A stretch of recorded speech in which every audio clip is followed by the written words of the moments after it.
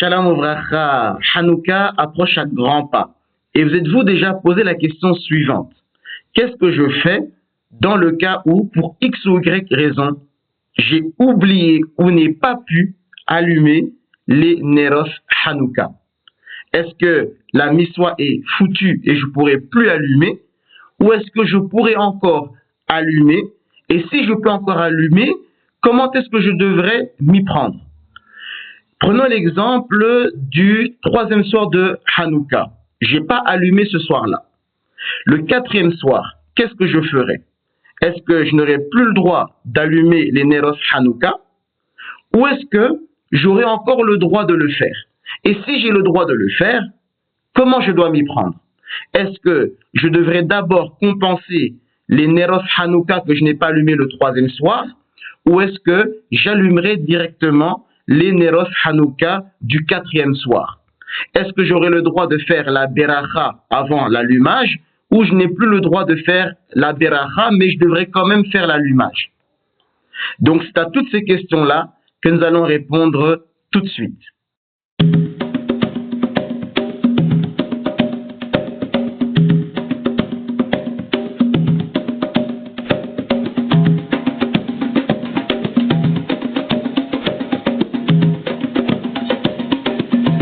Tout d'abord, vous devez comprendre que ces questions reposent sur la question suivante.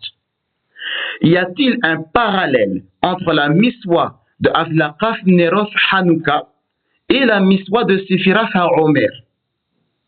Comme vous le savez, concernant la Sefirat HaOmer, la Torah ordonne que les 7 semaines du compte soient complètes. Donc, de là, on en a déduit au niveau pratique, et c'est la position dominante, que les 49 jours du compte du Homer ne forment qu'une unité composée. Autrement dit, les 49 jours ne sont pas des jours indépendants. Ils sont une unité composée. De sorte que, si on manque un seul jour du compte du Homer, la miswa, elle est foutue. Puisque la miswa n'est véritablement accomplie que lorsque l'intégralité des 49 jours, c'est-à-dire des 7 semaines, ont été comptés. Et donc cela a une double incidence à l'arrivée. Si vous avez manqué un soir du compte du Homer et que vous n'avez pas compté non plus durant la journée suivante, eh bien, le soir suivant, vous n'aurez plus le droit de faire le compte du Homer en récitant la beracha au préalable. La deuxième conséquence est que, néanmoins, étant donné que la Torah a demandé que les 7 semaines soient complètes, vous devez continuer à compter même les jours que vous avez sautés. Prenons l'exemple du troisième soir du Homer que vous n'avez pas compté. Vous n'avez pas compté non plus durant la journée. Eh bien, le quatrième soir du compte du Homer, avant de compter le compte du quatrième soir, vous devrez dire « Hier était le troisième jour du Homer ». Et seulement après, vous pourrez dire « Aujourd'hui est le quatrième jour du Homer », mais sans faire la beracha. Puisque à partir du moment où vous avez manqué un seul jour du compte du Homer, il n'y a en réalité plus de miswa du compte du Homer. Vous devrez continuer à compter néanmoins, mais sans faire la beracha. Et vous devrez à chaque fois compenser le jour ou les jours que vous aviez manqué dans le compte. Donc la question qui se pose ici est, en est-il de même concernant la miswa de Avlaqaf Neros Hanouka?